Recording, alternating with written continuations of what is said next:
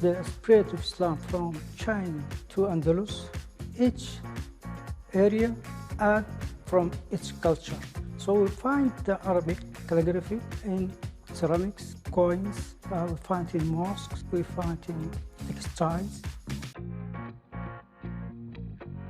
Hello and welcome to Qatar 365 with me, Adil Halim. On this episode, we're immersing ourselves into the world of books and literature. We'll explore how reading can fuel creativity and how the written word can be an art form that lasts centuries. But first, Laila Humara went across Doha to find out how organizations are thinking outside the box to get children interested in books. Meet Ramli. He's a familiar face at the children's section of the Qatar National Library, and today is his special day. Ramli has been officially inaugurated as the QNL's mascot, and the kids are thrilled. هو اسمه رملي. دقيقة واحدة. رملي تعال شوية. هذا هو رملي أعرفكم عليه. رملي باختصار شديد هو ثعلب الصحراوي ودود جدا. لا تخافون مو الثعالب الأخرى اللي تعض ولا شيء. هذا ثعلب ودود جدا ورائع ويحب الأطفال جدا. Inspired by the Arabian desert fox, the library hopes to instill the same sense of inquisitiveness and adventurous nature as the animal to children all around Qatar. رملي بالنسبة لنا نحن مكتبة قطر الوطنية يرمز إلى حب المكتبة، إلى شغف القراءة. طبعا رملي يحب القراءة، يحب اللعب وهو مرح جدا. دائما راح يكون متواجد إن شاء الله لينشر حب المعرفة للأطفال. Ramli the mascot is among many initiatives put together to encourage children to read more and spend more time in libraries. وقالت الحرباء من المؤكد أن التمساح سيأكله. One way to do that is through storytelling sessions, which Ibrahim frequently leads. أقدر أسميها شوية متلفزة مسرحية وأحاول أضيف فيها أسلوبي الخاص من خلال تغيير صوتي يعني مثلا أحاول أن أتكلم بشخصية شريرة وبعد ذلك يأتي ذلك المسكين ويحرم. أحاول أن أغير صوتي بين حين وآخر. هذا شيء يلفت انتباه الأطفال ويشدهم إلى القصص ويبدأون في قراءة القصص حتى يتذكروا هذه اللحظات ويبدأون في تقليدي. From the local library to an international book fair, where every year the sprawling 29,000 square meter Doha Exhibition and Convention Center is packed with activities celebrating books and reading. The 33rd edition of the Doha International Book Fair has attracted more than 500 publishers from over 40 countries, where the focus goes beyond just books. Through musical performances, calligraphy, live storytelling and interactive booths for people of all ages, organizers are hoping to inspire visitors to make knowledge and creativity a central chapter of their lives. A traditional dance troupe from Oman takes to the stage for a special performance. As this year's guest of honor country, they get to put on a show for visitors and give them a taste of Omani hospitality. هذا فخر واعتزاز لنا وتعزيزا للتعاون المتبادل بين البلدين الشقيقين. أيضا تبادل ثقافي وفكري. The Japanese embassy has also drawn quite a crowd. They've come for a lesson on origami and a demonstration of Japanese calligraphy, but some have stayed to flip through a few books about the culture. We have also a number of different kinds of books, ranging from Japanese language textbooks for those who want to learn Japanese, and also some books about tourism in Japan. Kazuto says the crowd gets bigger every year, not just at Japan's booth, an indication that interest in literature, no matter where they're from, transcends borders and cultures. As literature and education go hand in hand, Liwan Design Studios has a permanent exhibition celebrating the life of Qatar's pioneering educator, Amna Al Jaidah. Honor the past to celebrate the future, Qatar's educational vision pays tribute to the founder and first principal of Qatar's inaugural girls' school. I sat down with Qatar Museum's Sheikha Reem Al Thani to find out how archival material dating back to 1938 is being used to highlight the school's impact on multiple generations of Qatari women.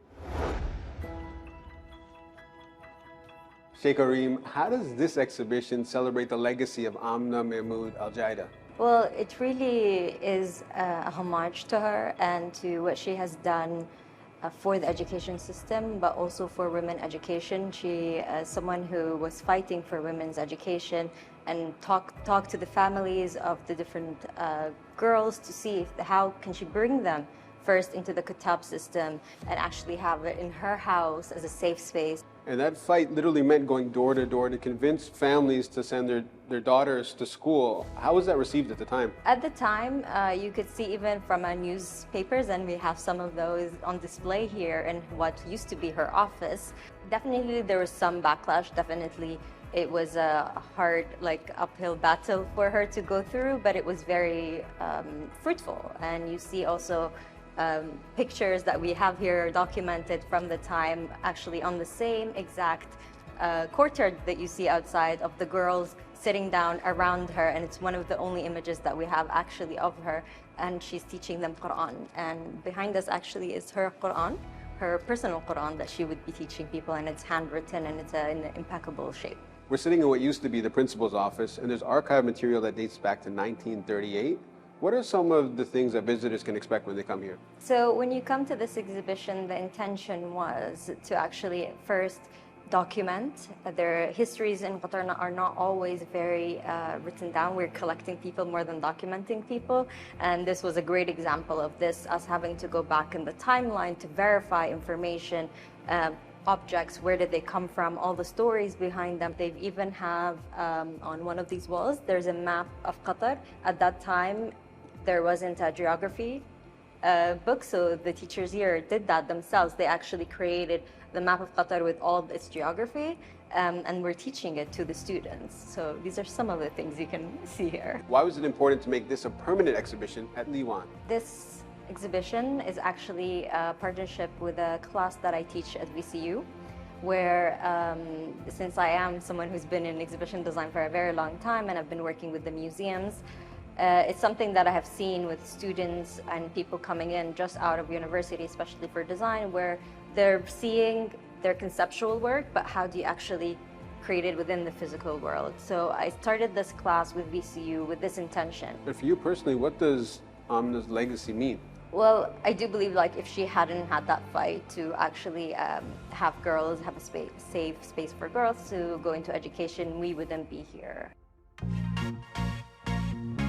The art of Arabic calligraphy is at the heart of Qatar's thriving literary scene. The ancient writing style is a prized tradition and a key part of the cultural heritage of the region. Joanna Hughes visited the Museum of Islamic Art to put her pen to paper and learn more about the centuries-old practice.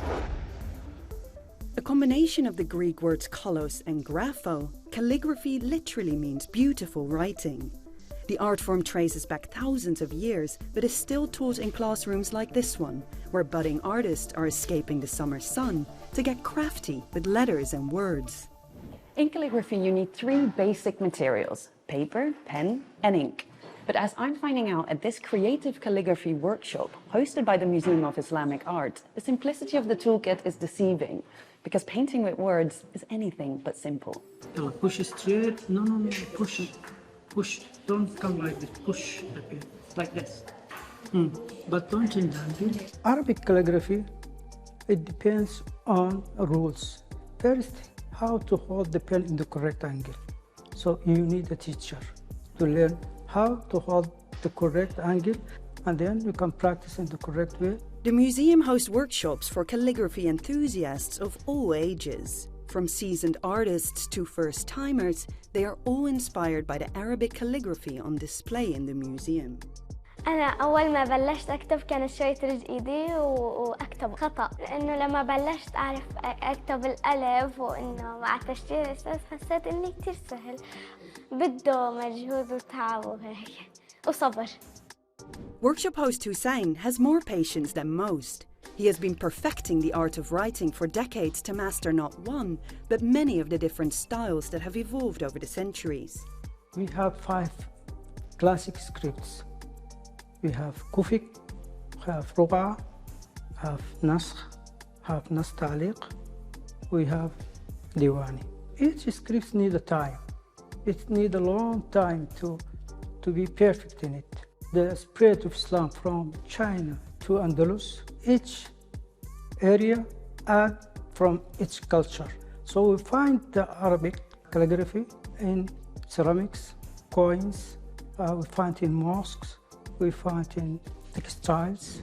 Decorative handwriting is used as a visual expression of faith in many religions, with verses from holy scripts adorning places of worship around the world.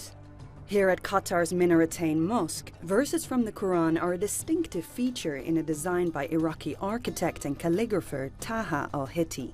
The artist, Taha, chose one of the surahs in the Holy Quran.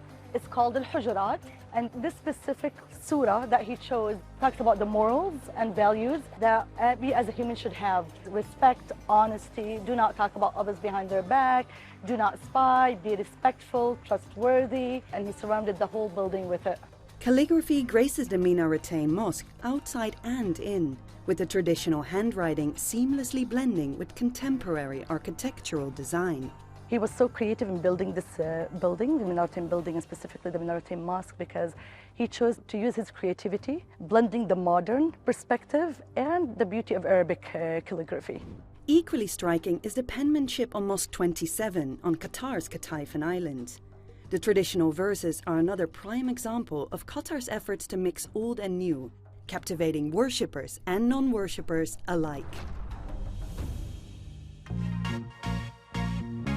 From international book fairs to ancient calligraphy that stood the test of time, and a look back at the first ever girls' school in Qatar, we hope you enjoyed this episode, but that's all the time we have for now. For more, check out Euronews.com and connect with us through our hashtag. Thanks for watching, and we'll see you next time on Qatar 365.